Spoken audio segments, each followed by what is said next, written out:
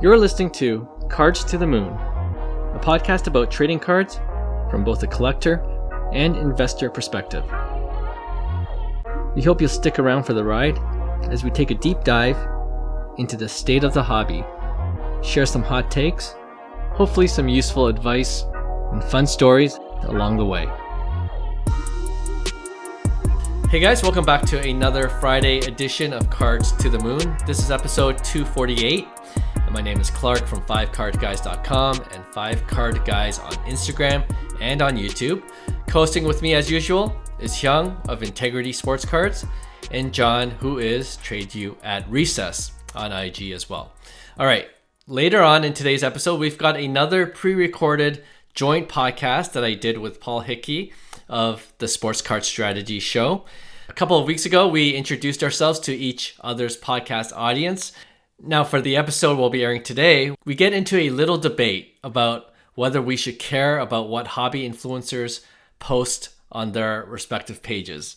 And we used Jeff Wilson as an example. So that's a little tease for that episode. So stay tuned for that a little later on.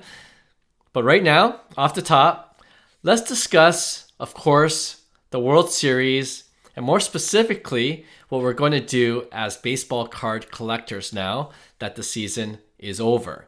If you didn't hear already, the Dodgers, they beat the Yankees in 5 games. Shohei, Ohtani, finally has his championship title he was looking for. So let's start with this. The first question, and I know I'm beating a dead horse on this podcast, okay? But do you think Ohtani card prices will go down even in the offseason? Because, you know, he's coming off this World Series win. He's coming off a 50-50 season. If you forgot, he won the WBC championship in 2023. And looking forward, he might be on the mound as early as 2025, right? So everything's looking up for Ohtani. So yeah, let's start here. Ohtani, do we just have to pay up for his cards now? I think you do, but I will say this: I think there will be a little reduction in pricing on kind of like the non-numbered cards, you know, like the refractors and the base and stuff like that, where people are more liquidating more so than collecting.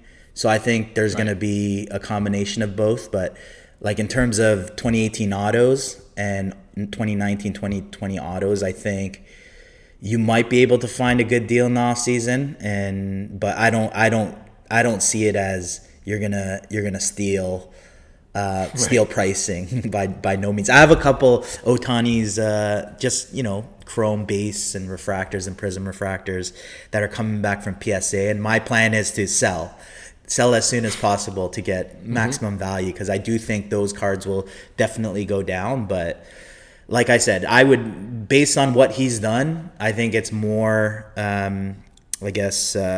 reason to shop Ohtani in the off season, just as kind of like, okay, because I want an Ohtani auto.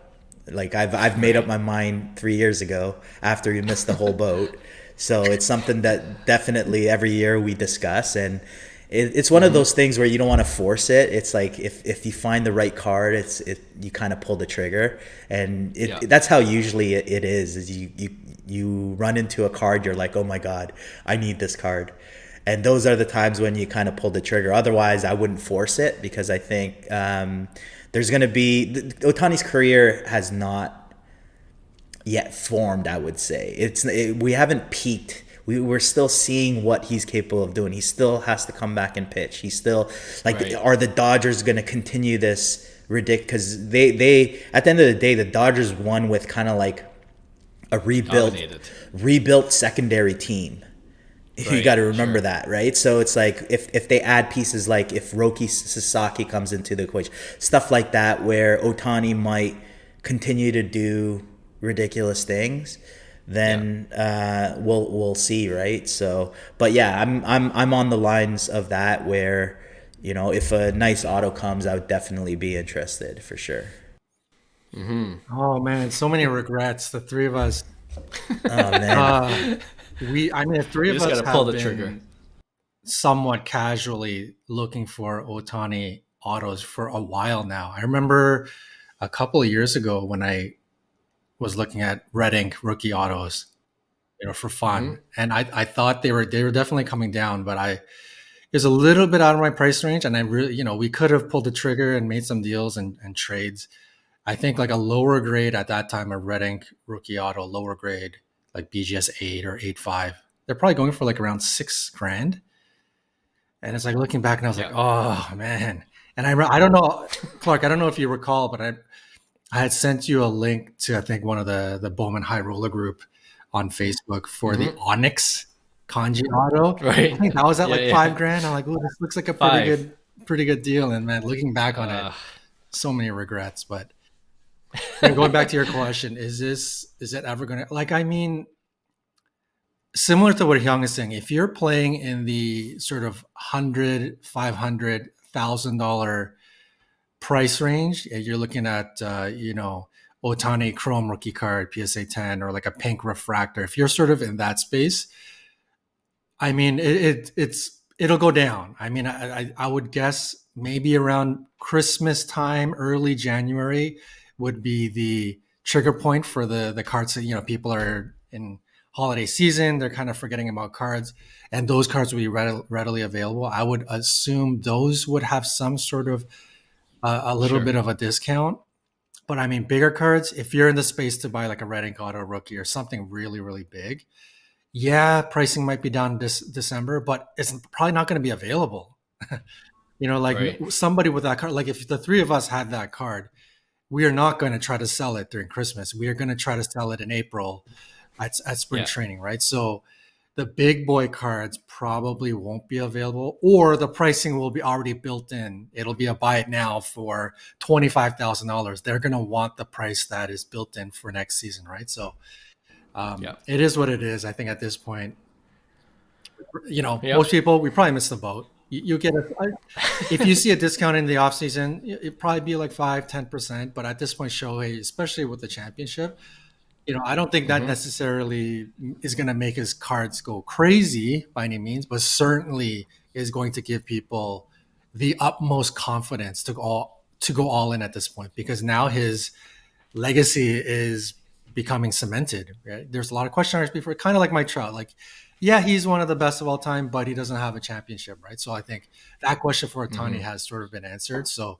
the legacy, the stamp on his legacy is starting to cement. And I think that just gives people the confidence to go all in. So I don't know. Yeah, I don't think there's going to be a down period for Ohtani at this point, unless he gets a massive injury next year, like a really career-threatening injury. Right. Like that would be the only thing that could risk it at this point.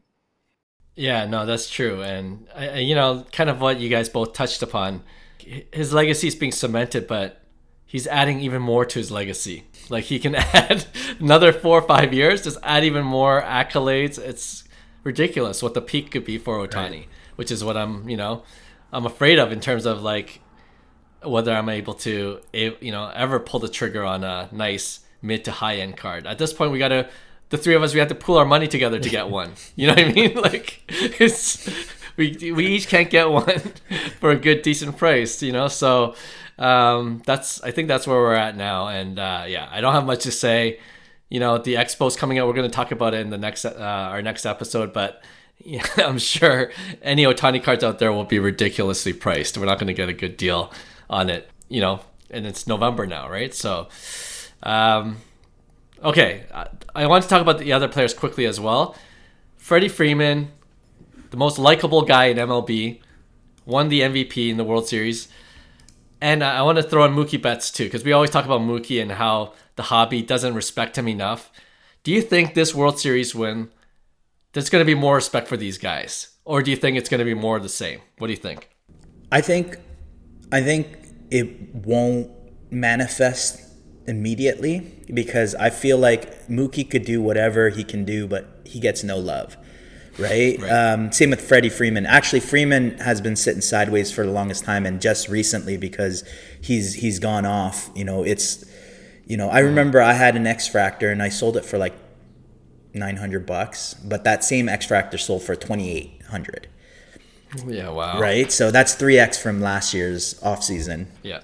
And but Mookie Betts, to me, I think he's so undervalued. I think there's so much opportunity in multiple ways, whether it's Topps paper, whether it's his Bowman Chrome first auto, I think, and Topps Chrome as well, for that matter. There's so much buying opportunity with Mookie Betts. He would be one guy that I would be like, okay, this guy's a 3-time World Series champion. I think he's won the MVP.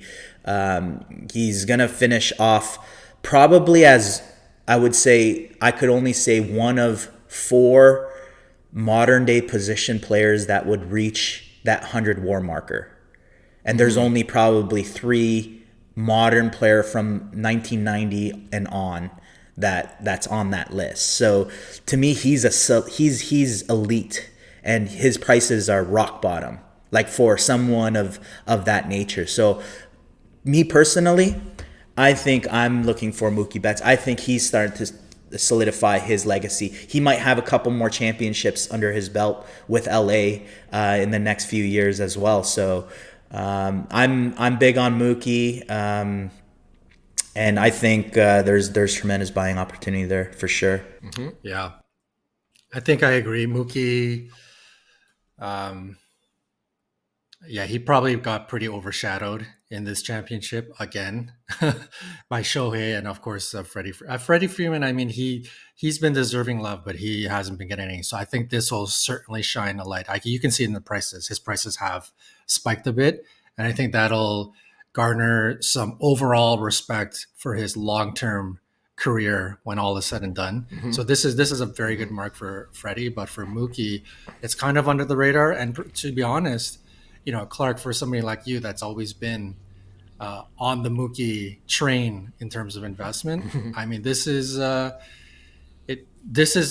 might actually be okay, because even though he's won a championship and again cementing legacy and everything that Hyung said about his trajectory to WAR numbers and all of that stuff, he can go down as maybe what Mike Trout was supposed to be. Like, he could be on that trajectory, and he's the closest, right? I think. He's just quietly doing it. So somebody that's looking to invest in some big time Mookie cards, I really think he could be the move in terms of what you should be investing in over Shohei, which might sound insane, but like Mookie is pretty undervalued. For the price, I don't think it's wrong. Yeah. For that Bigger price, value. yeah, absolutely. Yeah, 100%. No, I agree with both of you. Like Mookie and Freeman. Like, I'm looking at Freeman cards too now, right? I mean, I'm not gonna pull the trigger because it's spiked, but I'm sure it's gonna drop a little bit. But those guys, I don't mind buying and then holding till they retire, because I just feel like there's gonna be more. I have to believe there's going to be more respect for these guys when all is said and done. They're like, wow, these guys were incredible. Like, look at their career stats. They've won world championships, multiple world championships. And then, I feel like to a certain degree, it's like Ken Griffey Jr. I know he's never won a World Series championship, right? But at the same time, collectors now are like, oh, wow, he's had a great career. And then, people are wanting Ken Griffey Jr. cards in general. And I feel like, at the time when he was playing, there wasn't that same level of respect. But now people are seeing in the span of their whole career, I wouldn't mind having this Hall of Famers card. You know what I mean? So I think the same is going to play out for Mookie and Freeman, except these guys have won championships. So I think there's that extra added factor. Yeah. And to your point, I forgot to mention this with Ohtani. The Dodgers could be contending for another solid 2, 3, 4 years. Crazy. And then, you heard rumors that Soto might sign with the Dodgers, which will be, if he does that, then what are the other 26 teams doing? Like, why play baseball at this point? Why even watch baseball with a fan? It's going to be back-to-back Dodgers championships, right? So, all right. Let's look at the other side. The Yankees, they got bounced. But you got your Judges, you got your Volpe, who had some key moments in the World Series, and he's only 23 years old, right? So he's a young player. And then you have Dominguez as well. They didn't use him in the World Series, but of course they're going to need him for the future, because guys like Judge and even Stanton are getting older.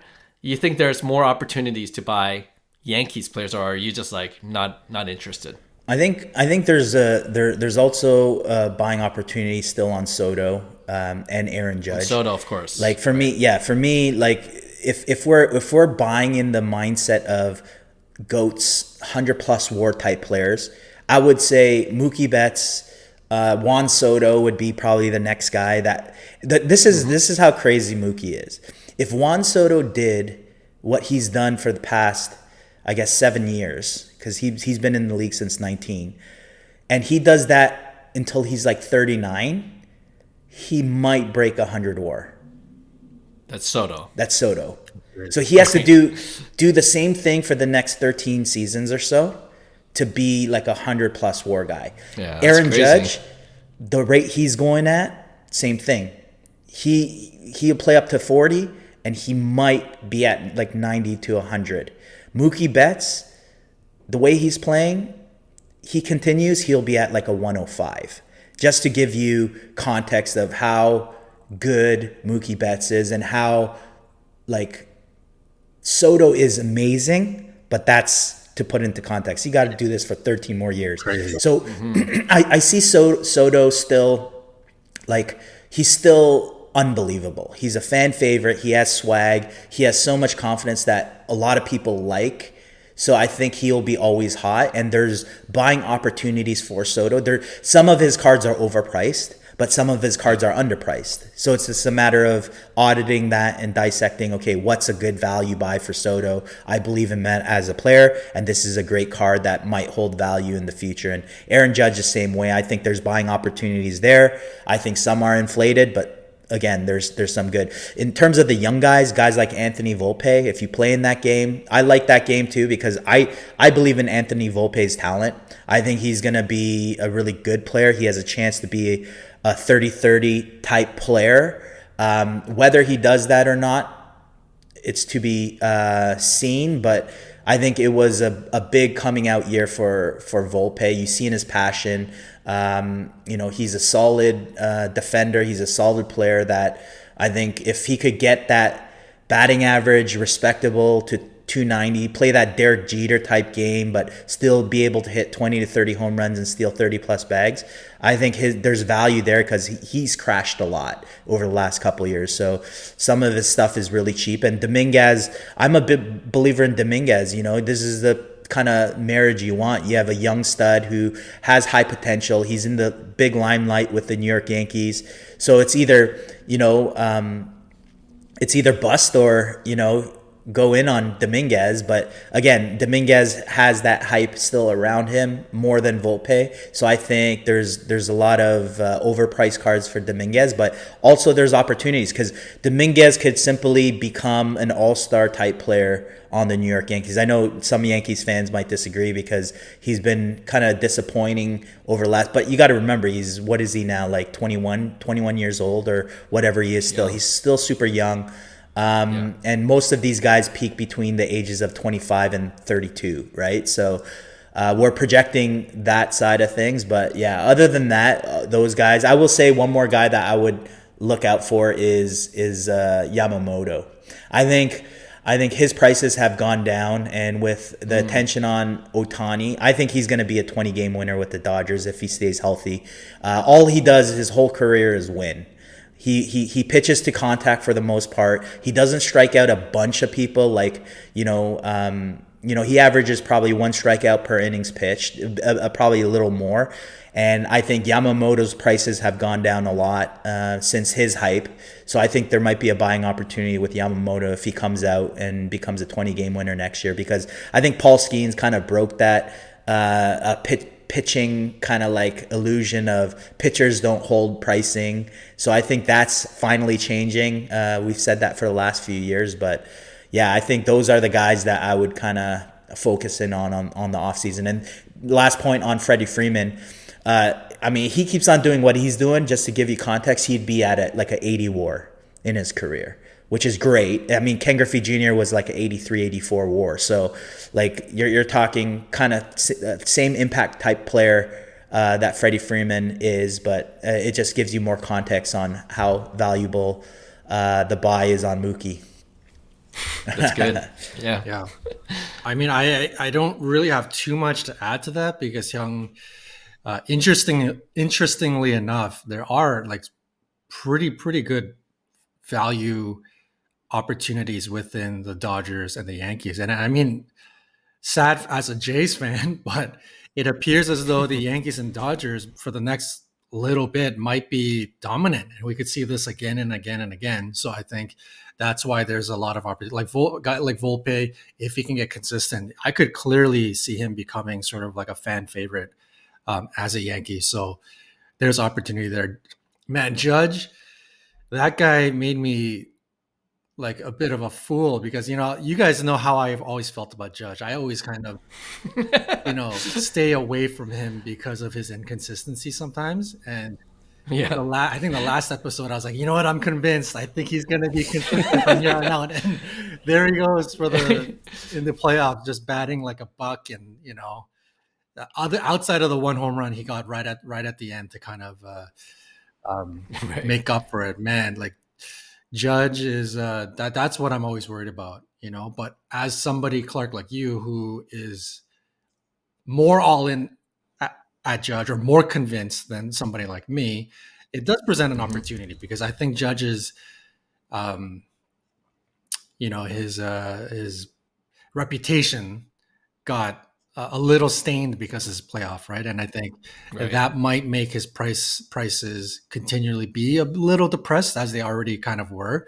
And for somebody that really believes in Judge, even Young was saying how there's opportunity. I think I 100% agree. I'm not touching him because I'm just not, a Judge believer like that. But for somebody who does believe, I think, there's opportunity for sure. Right. So 2 points directly related to Judge.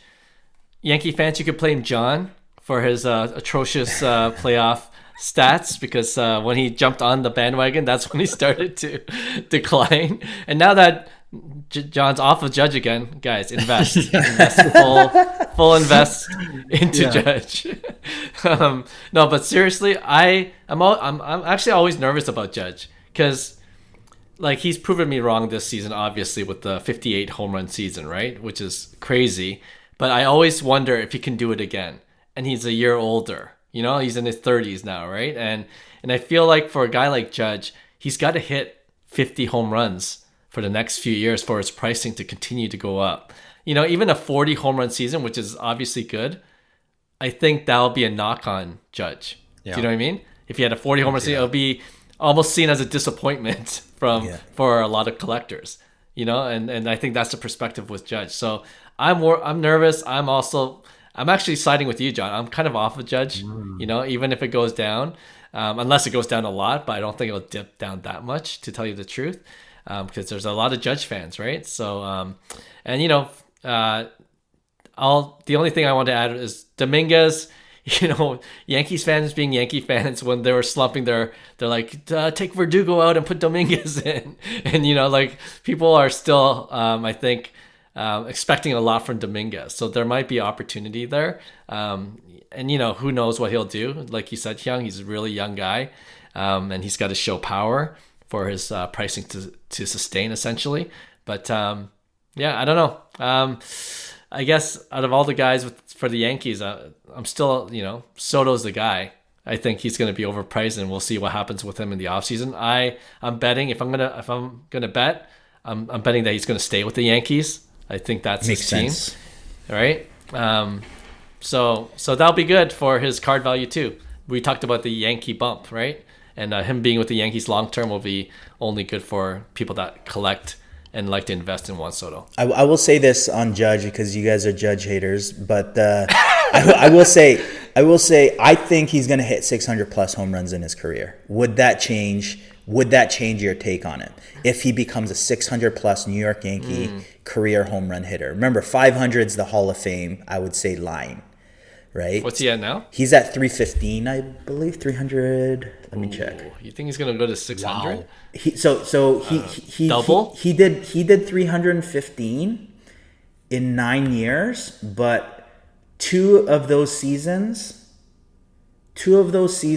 I would say were he had 95 plate appearances and 114. So in 7.5 years, he did 315 home runs. So if he's healthy, he'll do 300 home runs in 7 years, in 7 seasons. That'll put him at 39 if he's healthy, if he stays healthy. Yeah. If he's healthy, tag is because it's almost got to be perfect, right? He has to. But I will say this: he's hit the last 4 seasons.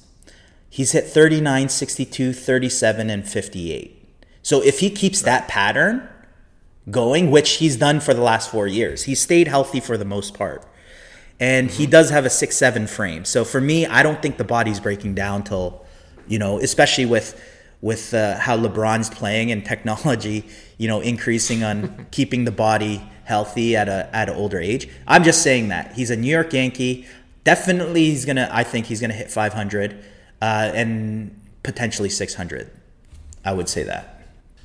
I think 600 is a stretch just because he gets older every year too, right? So, you got to take that into consideration. I think 500 is definitely within reach though. Mm-hmm. Yeah. And if he hits 500, then I think there will be a bump because that's a nice number to achieve. Not a lot of people are in the 500 home run club either. Right. But yeah, like to your original question, if he goes 600, of course, I think that's going to be a big deal. But I just don't think he will. Yeah. Just call me a Judge hater, right? Well, yeah. If he does 600, there's no question his because exactly like Clark said, for Judge's price to be relevant or stay hot, he's got to be hitting home runs and at a clip of like 50 home runs per year. And if we're talking 600 home runs, like he's got to be that means he is at that clip, which means his price will be very, very relevant. So yeah, the easy answer to Hyung's question is for sure. If he hits 600, there's no question he will be elite status in terms of hobby collecting. Yep, for sure. All right, let's end off here. I'm looking forward to the off season because I really do want to pick up some cards, so I'll be checking my eBay watch list more frequently. And you know what? We'll also try to do a year-end wrap-up of the baseball season with our friends from the Oppo Taco podcast, Chris Begg and Jason Willow, to get their thoughts on which players to potentially target for 2025. All right, with that, let's play the joint pod we had with Paul Hickey right now. Clark from Cards to the Moon and 5 Card Guys. How you doing, my man? Pretty good. Good to see you again, Paul. Yeah, man. I'm excited to talk to you. So last time we spoke, you mentioned that you have a card, a Luka Doncic 2018 Contenders Optic, rookie ticket auto, blue out of 99. Gorgeous looking card, by the way. And it's in BGS 9510. And you said on the show that you were into it for around $6,000. Is that right? Yeah, 63, 64 to be more precise. Yeah. Okay, cool. So last week on the Sports Card Strategy Show, I presented some data, basically telling everybody that this first week of the NBA season, which we're in right now, is the time to go ahead and get your basketball cards listed, get them liquidated, because historical data shows that the prices will fall over the next few months before they rise again. Yep. And without boring everybody on all that data, people can go back and listen to the Sports Card Strategy Show from last week to kind of hear more about my case. But I want to pose a question to you and just kind of unpack this a little bit. I guess the first question is, have you considered selling this card or at least listing it for sale right now, knowing that when we look at recent sales data of this card, I mean, obviously we're not going to find too many sales in your exact grade, but when you look at the recent sales of this card, say in SGC 1010, which is a similar gem mint to gem mint comparison, even when you look at it, in a PSA 10, there's not many recent sales, but when you look at the comps, it seems to me like you could make money on this card if you listed it for sale right now. Have you considered selling it? That's a good question. The precise answer is no. I haven't considered it because I believe when we talked last, I have a couple of buckets in terms of what I like to collect and where they belong. And this card is kind of like my mid to long-term hold. You know, a nice higher end stud player that I don't mind holding on to. And Luka's, if you look at the odds in terms of MVP favorites, he's top 3. So that's another, reason why just to hold on. But I get what you're saying though, because I do agree that for the most part, before the beginning of the season, the hype cycle's there. People are just overly optimistic about their own players, their own cards that they hold, and generally speaking, it's a good time. So I understand where the question is coming from, but no, I haven't considered selling. Maybe after discussion, maybe you can convince me that I should at least list it for a price that I'd be good with. But no, I maybe it's out of laziness too. I don't know, because I know what you do, Paul. You do a lot of flips, and can I be honest? It seems like a lot of work. It's so true. It is a lot of work. It is a lot of work, and so thank you for allowing me to kind of interrogate you here, Clark, because I want to drill down on this a little bit further here for the audience. So yeah. Not only does the data show that this is the time to, in general, list basketball cards, but we're seeing the runway shrink of the hype cycle leading up to each season. I'm concerned that this card is going to dip quite a lot before it could potentially rise again. And not only due to the historical data patterns, but also because it is Luka Doncic and he is coming off a heck of a season last year where he already exceeded expectations for the Dallas Mavericks, taking them to the NBA Finals. They added Klay Thompson. On paper, they look a lot better this year. To me, it is the perfect recipe for a massive dip on this card before, and it would take, I believe, another Mavs Finals appearance for this card to come back up again to where it is now. So I just ask you this, and you make a fair point that it is a lot of work, but I ask you this, Clark. So if you were to tell your wife that you're in this situation right now, what would she say? She would tell me to sell 100%.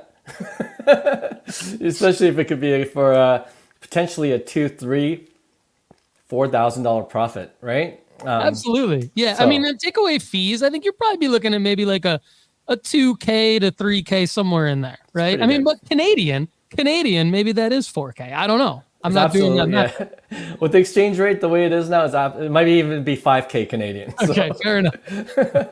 But you know what? You make a fair point, because I have Card Ladder, and the last sold price that just was, I guess it was published later because they don't publish a lot of alt listings right away, the alt marketplace platform, and it sold recently for $8,900 back in April, and that was of course during the playoff run.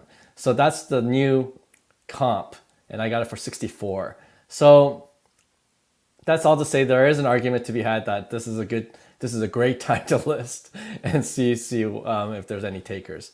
And so I also want to kind of dig a little bit further into the psychology of this, because I think this is where I go when I think about these decisions. When you bought this card, and through now, right? I mean, I'm sure like emotions change, like thoughts change, things change. But when you bought this card through the present day, what would you say your ultimate goal would be, just from like not even like a transactional goal, but just kind of like an emotional goal? Like, for example, would you want to be like the Toronto Blue Jays GM when they traded for Joe Carter and then won that World Series? Like, is it like, the equivalent of that, where you're buying this card at a certain price point? And we haven't asked you if you bought it raw and got it graded. That's another thing I'm interested in. Did you buy it in its current form in the BGS 9510? Yep. And then maybe like talk us through, just as you're holding this, is it a case where you're struggling listing the card for sale or selling the card? You mentioned laziness, because it is work, and that's fair. And I think that's actually like a big thing for people in the hobby. Not that people are lazy, but just that it is work, and sometimes they'd rather just look at the card than actually do the work of listing it for sale. And that's fair. Or is it like an emotional connection to the card where you're like, you just love the card? Or is it that fantasy sports GM type of feeling where you really, maybe it's not as much about the dollars and cents, but it's about sort of winning the game. For you, walk us through, like, what's your thought process with this particular card? Yeah, all great questions. I would say, one of the questions you asked was, how did I acquire this card? So I just got it off eBay as a BGS 9.5. So I didn't grade it or anything. The card is still in this BGS 9.5 slab. So that's how I got it. But I think how I view this card in particular is that, and why I consider it more of a mid to long-term hold, is prior to this, I've liquidated a lot of my low to mid-end cards. You know, the cards that we got when the height of the pandemic was going on, and all of it's lost its value up to 50, 60, 70%. I'm just liquidating as much as possible. You look into my sports card briefcase, it's about 1/8 full now, right? And then I just got liquidated. And then, you know, with the dip in the market, all these higher end cards, like the Luka one, also dipped in price. So I'm trying to accumulate some of these higher end cards and then kind of stashing it. So that was my play for this particular card. There's like maybe 4 or 5 athletes I want to do that for. You know, I'm always looking for a nice high grade Stephen Curry rookie card. You know, I already have a Mike Trout rookie card who I'm still high on despite all the injuries. I'm looking for an Ohtani card, although right now it's a horrible time to get an Ohtani card. But, you know, if there's a dip. So, like, there are a few cards that I just want to buy and hold on to because I just really, really believe in that player long term, right? And Luka's one of those guys. But, you know, that being said, I say this to my friends all the time. There's a number for every card. I'm not romantic about, you know, 99% of my cards either. If someone came and said, hey, 12,000 cash, I'm like, it's yours. You know, like I would do it right on the Right. spot. So, but you know, all that said, I'm okay with holding this card. Yet, you make a compelling argument to reconsider that. So we'll see off air if I end up listing it or not. All right. Well, I have one more piece of my hopefully still compelling argument here. And just real quick. So in PSA 10, according to market movers, this is a pop 4. And you've got a BGS 9.5. So I don't know what the pop there is. And we know that like the BGS 9.5 doesn't always transfer over into the PSA 10. But in PSA 10, it's a pop 4. And so we're dealing with a really rare card. And to me, part of the mystique behind holding a rare card and maybe holding it for like the massive selling marker is the story, right? It's the story of, okay, I believe in this player. I bought it at this point in time for this price. And then I flipped it at this other point in time later for this price and I made X amount of money. It's about the story. So I think what I try to do is reverse engineer that story. And I say, okay, well, then really what's the difference between selling it now for a profit and selling it later for a profit? Do I really want to hold the card through the ups and downs that I know are coming? Or do I want to put myself in a position to maybe make more plays and have even more fun in the hobby? So the way that I like to play devil's advocate with people that are kind of holding the way that you're holding is I like to look at, what if we sold this Luka card now and made that, you know, say $3,000 to $4,000 profit that we might be able to make? We all know this isn't guaranteed and things like that, because again, it's a really low pop card, but this is a good time to sell it. And then what if we went into a card like Luka's 2018 Prism Silver PSA 10, which is not that card, right? I mean, that particular card, the Luka 2018 Prism Silver PSA 10, actually has some of the opposite type of mystique towards it, where it used to be back in like 2021, a card that was going for several $1,000s, dipped under $1,000 and is now back over $1,000 US. But if you look at the way that market for that particular card has settled since then, it's a really stable asset. And currently it's a pop 2340, according to market movers, in PSA 10, the Prism Silver. And if you look at being able to move into that card, we're only about a month away from you being able to move into that card for really its low over the last 180 days. And we're 2 months away from you being able to move into that card and its 365-day low the closer we get to Christmas. So, devil's advocate, what people could be doing, and I'm just using your card as an example for what everybody could be doing with their big cards, is they could be liquidating right now if it's a basketball card like this, but like literally right now, because the drop-off's about to happen. And then 2 months from now, move into either the same card, which probably won't be possible in your case because it's so low pop. But in your case, you could move into other cards for the same player for their 365-day low and then watch as they rise into January and closer we get to playoff time. So from a sports card flipping perspective, that's my challenge to you. My challenge to you is, will you even list this for sale? Or are you gonna, and is there something here, Clark? Is there something in you that is more of a collector that's like, I really just love this card and I really just want to look at it for as long as possible and have it in my possession? Because the fiscally responsible thing to do, my friend, is to go ahead and move it now, get that cash, but continue to play the Luka play the way that you wanted to do it. Just do it with the market trends and time the market on a different card. Yeah, that's pretty intriguing. A couple of things that came up to mind while you were kind of going through the talking points there. Challenging you? Challenging me is, I guess it makes more sense if the money you play with or the money you use to purchase cards is only funded from the cards that you sell, right? So for me, like yourself, we're content creators, so I do get money that way, and I apportion some of the money that I make from content creation to buying cards, rather than flipping all the time and using the money from what I flip for into reinvesting into cards. Sometimes I do that, of course, depending on the card, depending on how much it is.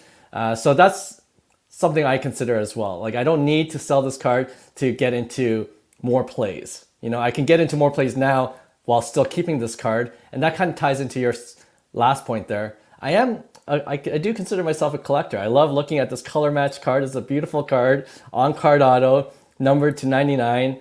So there is definitely that part of me that wants to hold on to the card and display it on my case where it is right now. You know, every time I walk by going to my ensuite bathroom, I see the card. I'm like, yeah, it's a nice looking card. You know, it's like, you like to just display it proudly, right? So I think that's why I would hold on to the 2018 Silver Prism. Is an interesting one that is an interesting take as well, because I used to own it and I did buy it for $2,000. I sold it for $12,000. Okay, so there's a history there. It hurts a little bit. I'm kind of over it now. That's okay. Yeah, that's what happens sometimes.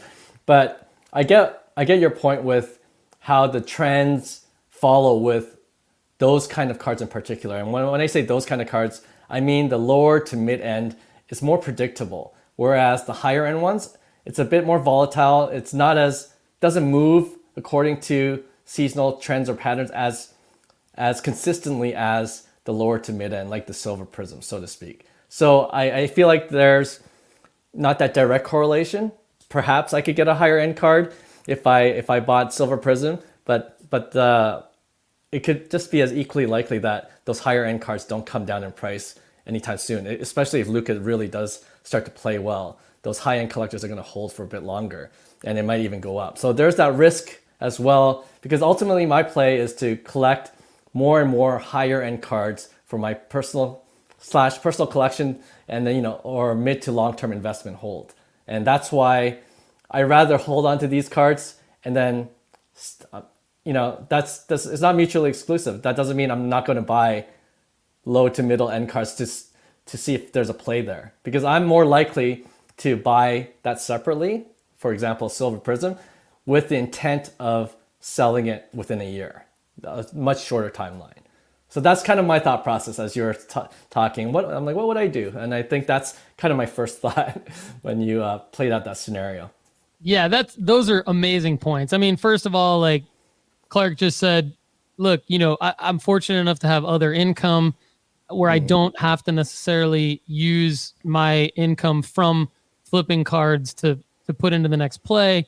Because kind of putting things in a vacuum and giving context around things, I think is really important. Also, like, this does to me speak to what makes you happy, what makes you happy in the hobby. And, you know, what makes me happy is like selling 2 Paolo Banchero rookie ticket autos for a small profit before the season starts, rather than try to hold them and through the roller coaster of the price coming down and then maybe going back up again if the Orlando Magic make a run in the playoffs, and being okay with the value going up on those cards if the Magic do, for whatever reason, make a long run into the playoffs and Paolo Banchero maybe is this year's version of Anthony Edwards, just in the Eastern Conference, right? So I have to be okay liquidating my rare Paolo Banchero cards before the season even starts and taking that small profit. In my case, I made $600 profit on 2 Paolo Banchero cards, and having that be my story of what makes me happy, right? And so I think for those of you out there, as long as you have all the information, right? And I think, Clark, you did an amazing job of like breaking down all the information. Look, this doesn't exclude me from making plays on other Luka or other basketball cards of more achievable amounts or higher pop counts or whatever. It just means I'm looking at things from a holistic perspective and making my decision on what's going to make me the happiest. Now, I joked about telling your wife about it, but the reason I did that is because on last episode that we did together, we talked about like, that's a very real side of things, right? Like that's a very real side of things. So, glad that you don't need the money from the Luka card. I hope that card doesn't go down. There might not be any evidence. There might not even be a footprint of that card going down because it is so low pop. I just know that the data does say it's a good time to potentially liquidate a card like that and then probably buy back into other Luka cards. But again, you probably wouldn't be able to buy back into that Luka card because it's so low pop. All right, man. Well, hey, thanks for accepting my challenge. Well done. That was fun. What do you got for me, brother?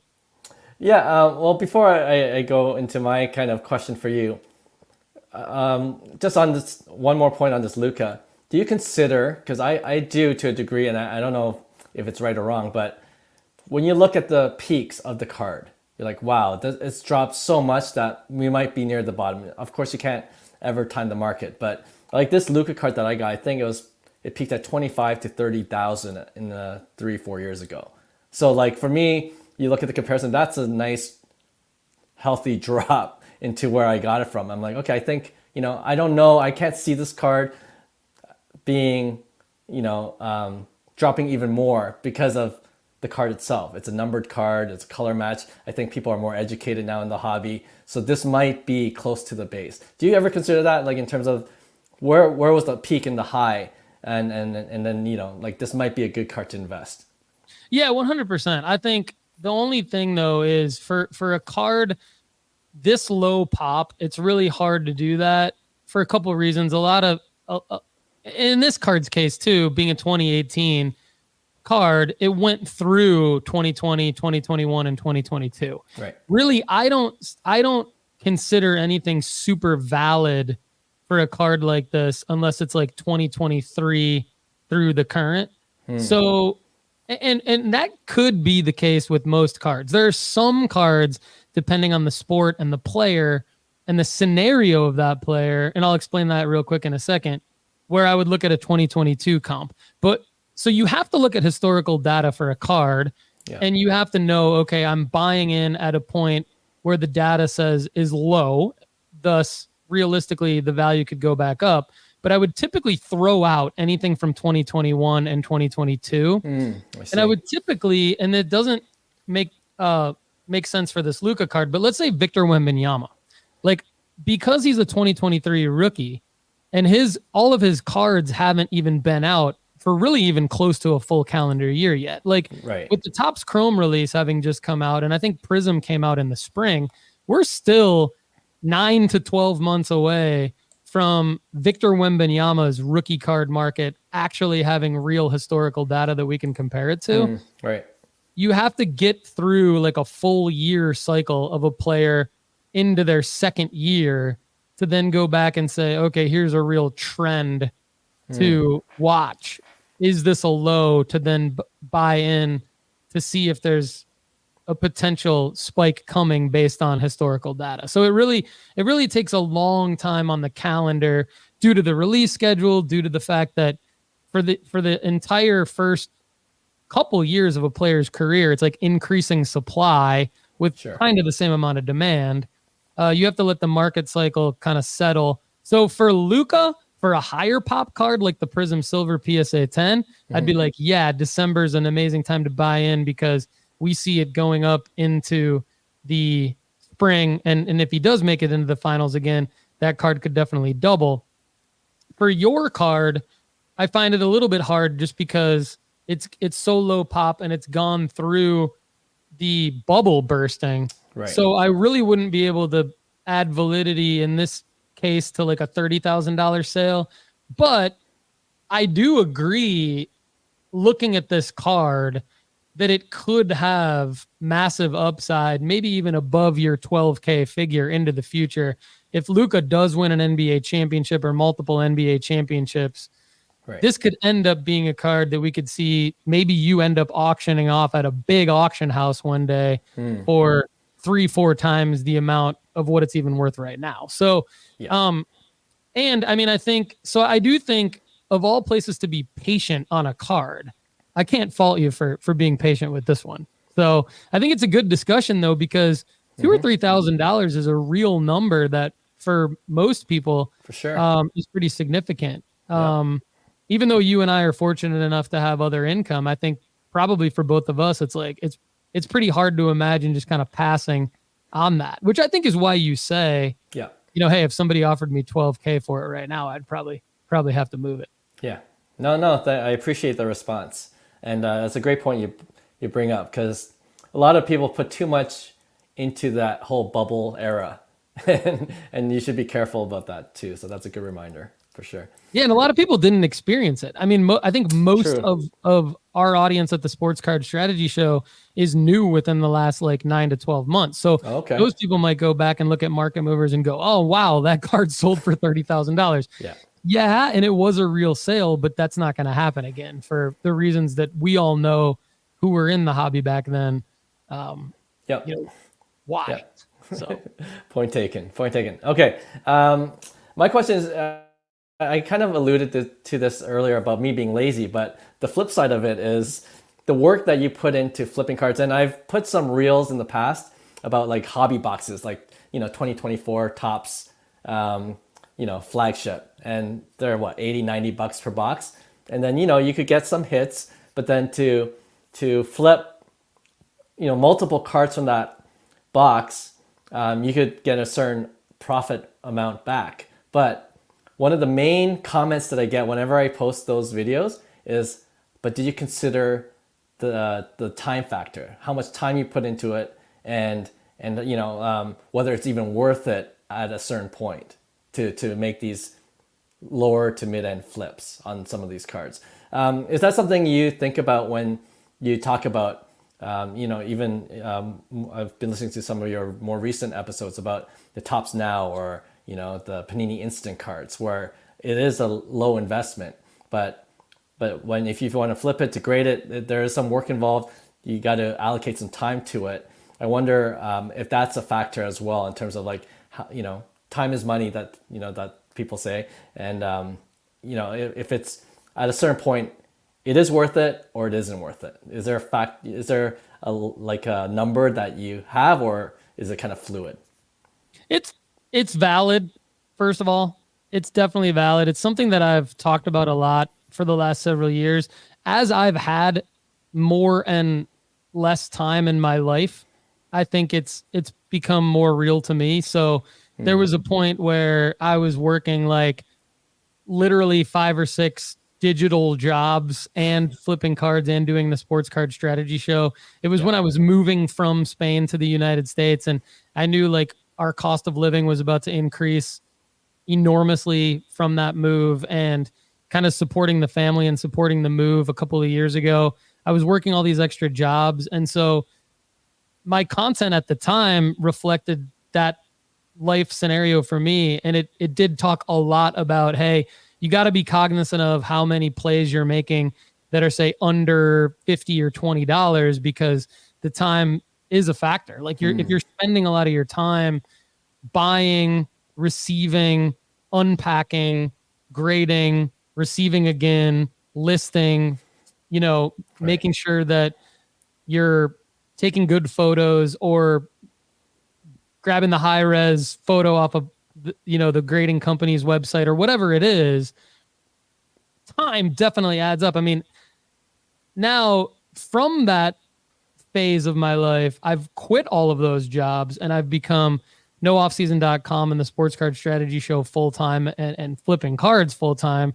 So now my time, there's more time to make plays on smaller cards if the margin's there. But 100% you're right. I mean, my new routine over the last year has become like Sunday night, Monday morning, eBay, printing up labels, packing and shipping cards, filling up the mailbox. For me, if I can gain an efficiency in my process, then I'm going to do it regardless of the dollar amount of the card. But time is definitely a factor. And I think there's, for most of us out there that are watching and listening to this, the average profile of our audience is like middle-aged man that has at least one full-time job, supporting a family, and other responsibilities. And so I think that there is a sweet spot for most people that's around like the $50 to $100 raw to grade play with the upside, or a play like maybe your Luka play, or somewhere in between that and your Luka play, where you spend $1,000 on an already graded card, prospecting that it's at its bottom and it's going to go up. Right. It's a lot less work. Now we also have things like the PSA vault with eBay integration. Yeah. Of course, there's Fanatics Collect and a lot of other options. But so those can be time savers. But time is definitely a factor, man, for sure. 100%. Not everybody can be doing the Panini Instant Tops Now stuff that I'm doing right now. I just happen to have the time. So I'm doing it and then trying to educate people on it. And it kind of goes actually like, what makes you happy? Does looking at the Luka card make you happy? And it could be both. Or for me, it's more of, I like the transacting. I like the feeling of, I made the transaction. I'm communicating with the buyer. I'm going to ship them the card. I'm going to put it in the mailbox. I like that feeling more than looking at the card. Fair. Yeah. No, that's totally fair. I was going to add that too at the end.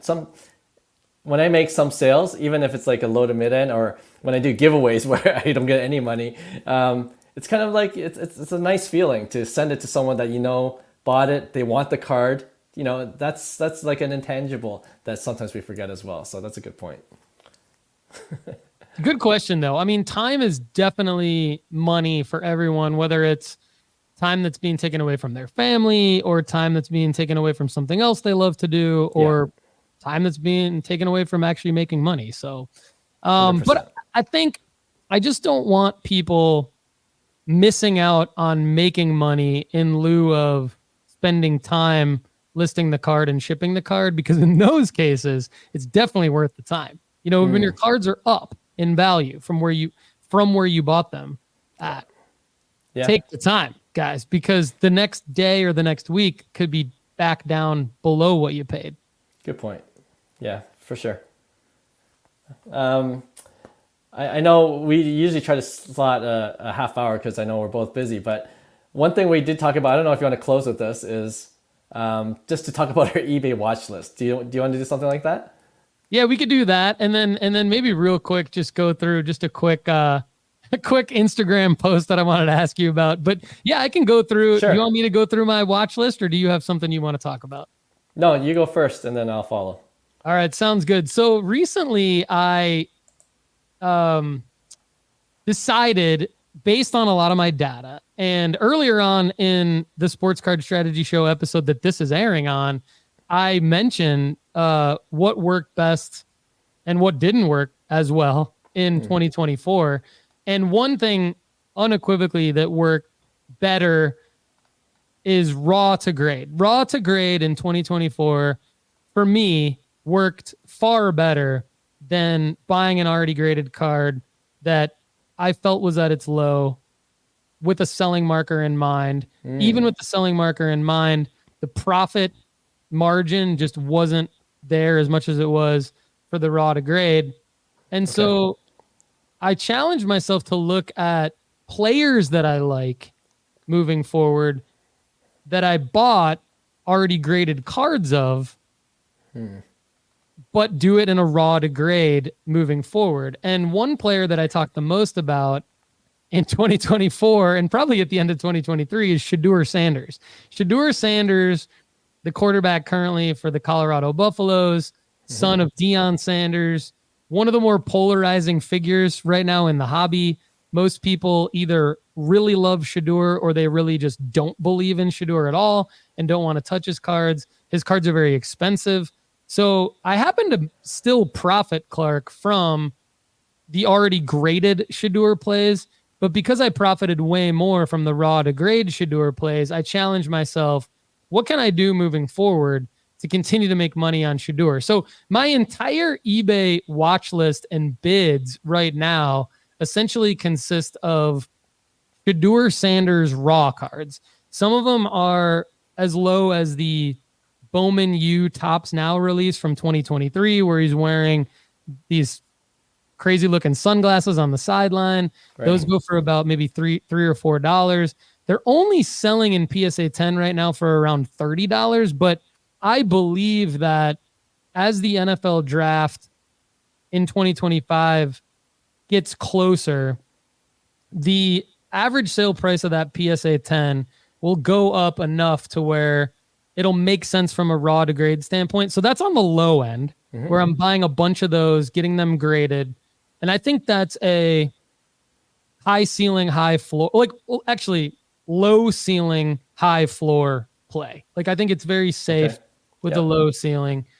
And then on the other side, going in and getting his refractor Bowman Chrome U first auto out of $4.99 raw right now is the card on the higher end that makes the most sense based on the data to go raw to grade. Because if you can get that for between $150 and $200 US, that's going to have much more of, say, $400 to $500 upside in a PSA 10 during April's NFL draft, April, May. Also, that card has a pretty long runway. I think all cards, what I've learned over the last year with these college quarterback cards is that all of them have a pretty long runway. We're still seeing Drake May cards right now after his first NFL start in his North Carolina uniform from the Bowman release sell pretty well. So I think Shedeur will continue to have multiple selling markers. He continues to look like the real deal to me. So while I've liquidated all of my Shedeur cards that I've purchased last year for a small profit overall, I'm now thinking, how do I take what I've learned over the last year and try to make money next year on Shedeur Sanders cards? So that's what my eBay watch list looks like right now. The other thing I'm doing, curious to your quick take on this if you have time too, is we created at nooffseason.com, we have a formula for our premium members. There's raw to grade, there's already graded, but we added graded to raw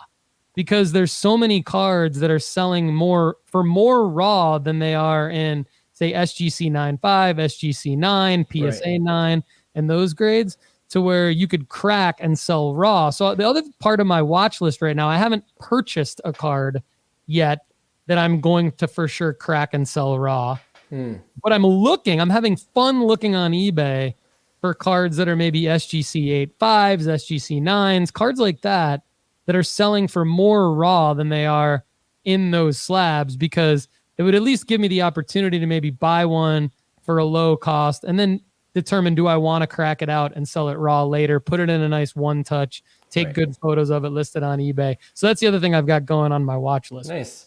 No, I appreciate that. You know, a lot of our listeners, because we're Canadian, we don't talk a lot of college football and football in general. So I'm sure many of our American listeners, which is like 90%, will appreciate how you explained your investment strategy, especially with Shedeur Sanders. So, but to answer your question about the raw, that's an interesting play. I haven't thought about that in a long time, but I feel like the reason why many collectors would buy raw is the hope that they can grade it and then substantially boost its value. So for me, if I see a raw card, I'm like hoping for at least a PSA 9. You got to do your homework. How much would that value go for? And then there might be a play for a lot of people there. So that's interesting.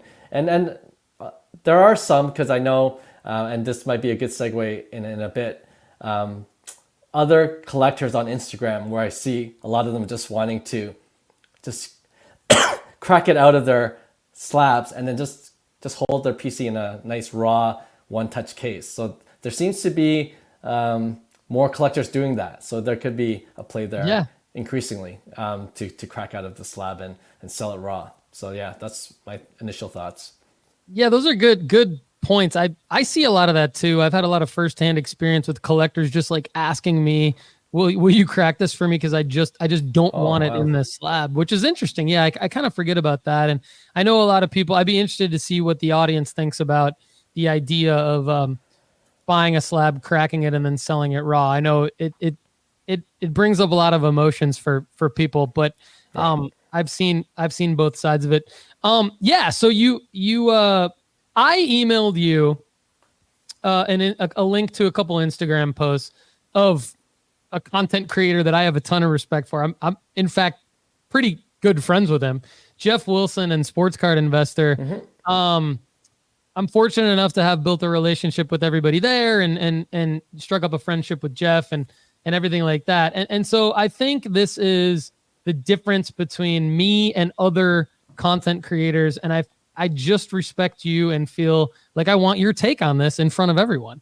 So like for me, when I see a post like the one that Jeff and Sports Card Investor made, where they specifically went and filmed Nat Turner's collection of precious metal gems cards in PSA slabs, I look at that post and I have not even zero interest in it, but like negative interest in it. Like as much as I love Jeff and Sports Card Investor, like I see those kinds of posts and I am just like, who cares about this? Like what, like to me, it's not helpful. There's no value in it. Maybe it's because I already knew Nat Turner collected these. I've already heard Nat Turner on other people's podcasts talk about that he collects these. Maybe it's because I'm not a billionaire like him and I can't go out and afford all these PMGs. Maybe I'm a little bit bitter about that. I don't know, subconsciously. Right. But I look at a post like this and I'm kind of like, okay, so there's 1% of people that can go out and afford a collection like this. And then you have a content creator going out and just basically showcasing it in front of everyone. It just kind of rubs me the wrong way also, I think, to the point where I'm like, do we really have to be posting this kind of content all the time? And who really cares? And like, then I start to question myself, like, am I an ASS? Like, I mean, I don't want to curse on your show. I'll curse on my show. But like, am I a jerk? I mean, like, why do I look at posts like this and I get so like, who cares about this? Now I don't reply. I don't do anything negative. I just kind of like, people can do this. There's nothing wrong. Like, of course, obviously Jeff posts it because people like it. But that's when I feel like an outsider. Like, why do people like it and I don't, Clark? Help me out here. No, I like this. Yeah, I'll play devil's advocate. I don't care as much about it as well, because PMG is not my thing, but I do understand the value in it.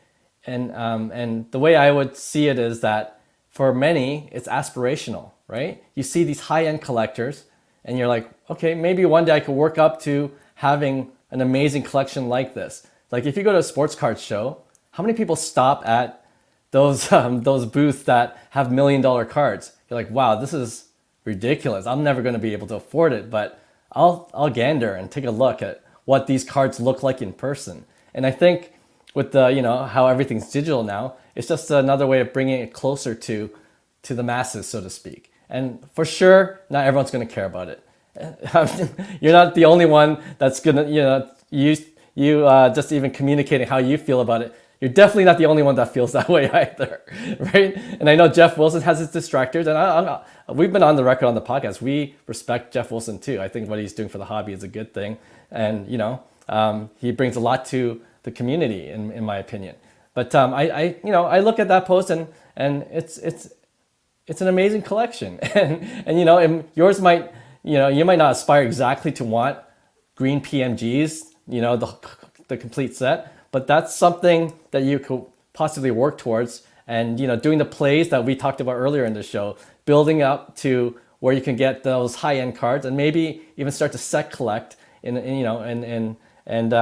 then you might have your own collection where you kind of show it off to people that would appreciate looking at nice cards. So that's how I see it. I don't mind it, to tell you the truth. It's one of those things I'll stop for a second and I'll keep scrolling, but at the same time, I see why it can grab attention, right? And if you go onto my 5 Card Guys Instagram page, most of those cards are on auction. They're worth at least $1,000, most maybe $2,000 or $3,000. Yet it gets a lot of attention because people like seeing nice looking cards. I don't know if it's innate within collectors to see cards that most of us can't, just buy on any given day, but it's something, you might put on your watch list, and maybe one day it will be attainable. So I think that's kind of my argument for these kind of posts. It's just aspirational in nature.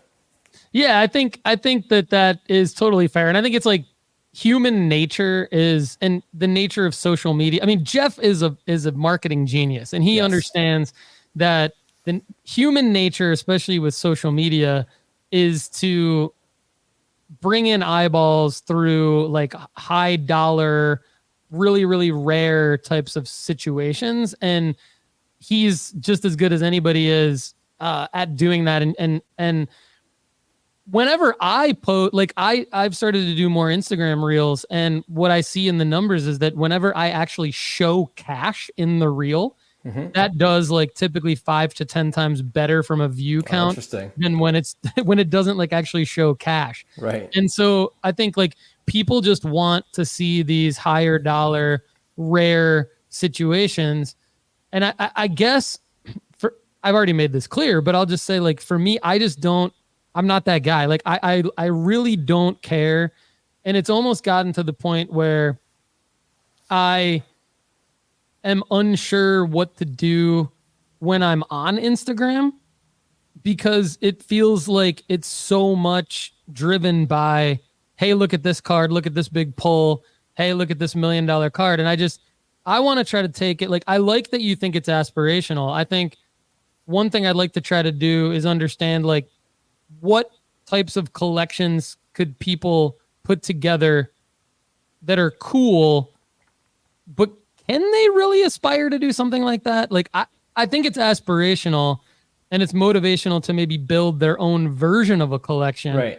But I would say it's not possible for any of us to really go out and do what Nat Turner's done with the PMG collection. I mean, just like it's really not possible for people to go out there and like actually get the real rainbow, because you have to have the one of one. So, like, I guess this is me coming at it from a standpoint of, it's great entry level content for people to get into the hobby, to see, yes, there's a lot of interesting things happening here from a high dollar standpoint, which I think is what's going to get everybody in. But then once they're in, they're going to get slapped in the face with the fact that they really can't go out and build a collection like this, like Nat Turner has. But what kind of collection can they build? What can they do? And I think people like you and I can kind of show them the way, right? So I think I want these posts and our discussions around these posts to mean something other than me just bitching about them. So, but I do think it's also a good opportunity for me to vent a little bit to someone like you and go, hey, like, what's the point? Like, what's the point other than growing his social media following? I think you kind of already mentioned one of the points is, sure, I agree with you 100%. You and we won't be able to get that full complete PMG set. It's just not within our budget. But, I have a full set of the Topps home field advantage. People on my podcast, Cards to the Moon, will know that I collected it because it's, on average $10 to $15 card, but it's nice and shiny. There's, it's easily collectible. There's 30 cards in the set. And it's kind of like, okay, I can't do the $1 million version, but I could do the $100 version of this. And that's something, I might have gotten an idea from in terms of set collecting or subset collecting by seeing others kind of do the same. And it doesn't have to be exactly apples to apples, orange to orange, but you do your own version of it within your own budget, right? And the other thing I was thinking about too is some people might just really like the PMG, and for them, they know it's not realistic to do a set, but maybe it is realistic just to get one card of their favorite player in a PMG. And that's something, that's doable for more people than what Nat Turner is doing. So I think at the end of the day, it can give you additional ideas of what you want to collect based on other people's collections. There's a possibility for that too. I think you win, Clark. I think you win that one. I think you win that segment of why should we care about this? This is a good segment. We as we do more of these, we might want to get a third person, like an arbiter, to decide who wins. We need John or Hyung or somebody. We need, or maybe sure. I mean, you're like Denny cards. Maybe. Do we need Denny? I mean, that's a whole other topic of social media content. I don't know if there's some controversy there, but yeah, we need somebody to come in and tee up the topic for us, right. And then have you and I give our takes on it. I like it. We can discuss more. Yeah. All right. Well, I know we've gone over time, and it's easy to do because I talk too much and you bring too many good points to the table. So it was fun as usual. Time, brother. Likewise. Can't wait to connect again soon. Hey, thanks for listening to Cards to the Moon. We'd really appreciate you subscribing to our podcast wherever you listen to your podcasts. And you can also connect with each of us on Instagram at 5cardguys, or you can follow Hyung at Integrity Sports Cards, or John at TradeU at Recess. You can also check us out at 5cardguys.com. Thanks again, and hope to connect soon.